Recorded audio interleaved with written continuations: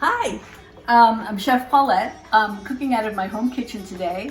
We're doing something a little bit unusual. We're making a tagine, a chicken tagine. Now, tagine is a dish from Morocco, and this pot is from Morocco. It's made out of terracotta, and it has this wonderful lid, this conical lid.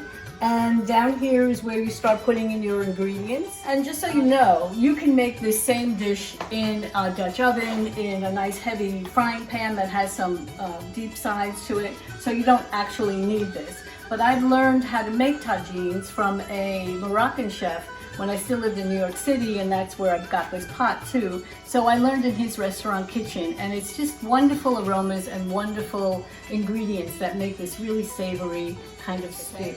We're going to use some sliced onion. There's going to be some garlic, chickpeas, zucchini, lemon, artichoke hearts, some dried cherries, some roasted red pepper, tomatoes, spinach, and olives. And our main ingredient, our protein, is going to be some chicken tenders. Okay, so one of the elements that make a tagine are the spices.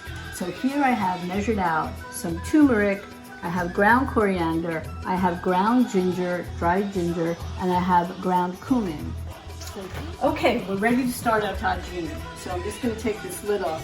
By the way, this is not a hole. I always thought that would be a hole, like a steam hole, but it's not. It's just closed. It's just how they make it. All right, I'm going to put this aside for the moment because we're going to start building the tagine right here. And I'm going to start by putting in some olive oil.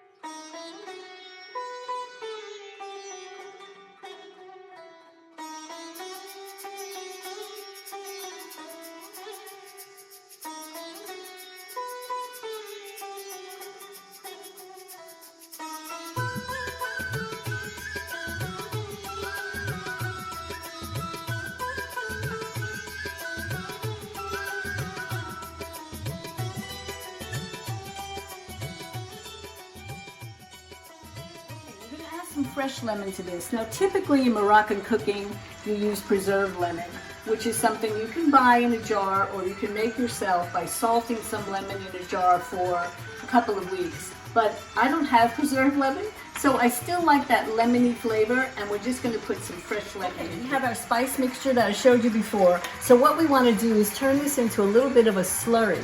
So I'm going to mix all of these guys together, and then we're going to just add some water.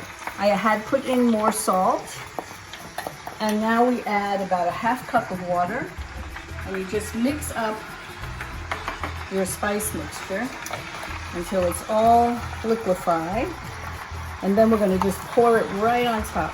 Here we go. Okay, so now the fun part, we're going to put the cover on, and that's all going to simmer together, make a beautiful, beautiful stew. So what's a typical dish that goes with a tagine? Couscous. So here we have a cup of couscous, and all it really is little bits of pasta-like. It's really a wheat-based product. And then in here, I have a cup of water. So what I'm going to do is just get a little olive oil in here and some salt. We're going to put it on the heat, and when it comes to a boil, we're going to add the couscous. Now we have our water boiling.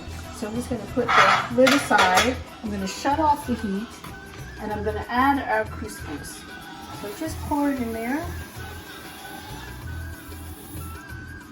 And then we're going to add a little bit of scallion and just a few shakes of some of our spices. So we have cumin here, and then we have a little bit of turmeric, which gives flavor and also some great color. Now the couscous is going to cook off of the heat with the cover on, and the couscous will just absorb all of that hot water, and that will take about maybe 10 minutes at the most. I'm just going to push that right off. All right, I think the tagine is done. Let's take a look. Oh wow, look at how beautiful. Here's pieces of chicken. It's got the beautiful color from the turmeric. I'm going to shut this off now, and then we'll just finish up on the couscous, and then we'll take a taste. I can't wait. Okay, let's finish off our couscous. So this has been sitting in there with the hot water for about, not even 10 minutes. It goes pretty fast. So I'll show you. What happens is that it gets all absorbed. So the next step is to use a fork to break up the couscous so that all the kernels are nice and loose. So how about a little taste? I'm going to start by putting some couscous on my plate. And then, oops, still hot. I'm going to take off the tagine cover to our beautiful, beautiful stew. And then just spoon some of the stew onto my couscous, just like that. The mixture of the flavors, the sweetness of the dried cherry, the tartness of the lemon, the nice tender chicken tenderloin with the couscous, and then that nice little bright hit of an olive. It's such a great combination. I hope you'll make this at home. It is really wonderful.